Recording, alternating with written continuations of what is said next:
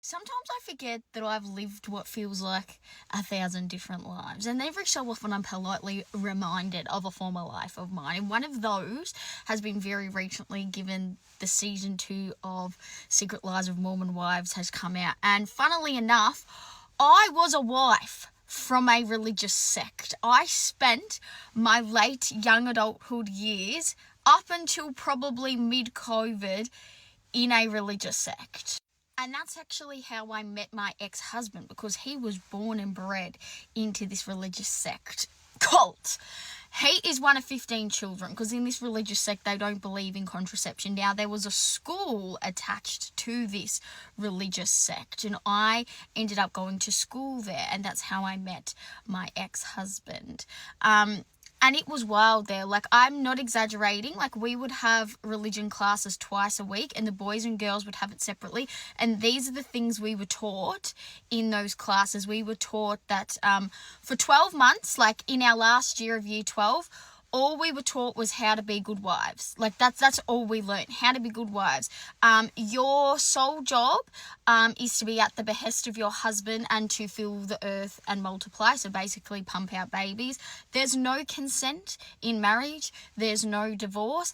And get this one, your husband will hit you, probably because you've brought home the wrong peanut butter, but you will stay with him for the sake of the children. It was very, very wild. These were the things we were being fed as young, impressionable girls. And I was very much like those girls on that show.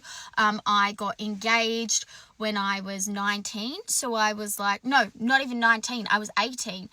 It was 3 months after I finished high school. I was married the following year. I had a baby that same year. And then I also had a second baby a year afterwards. It was really, really wild. And it was just lucky for me because I spent like all of these years being, I guess, what you would call a trad wife, barefoot and pregnant in the kitchen. And I remember going through COVID and coming to my senses and being like, I can't do this anymore. This is not me. I'm so miserable. And so when we had a break from everybody, we were able to kind of walk away from that religious sect. And a couple of my friends have also walked away from the religious sect.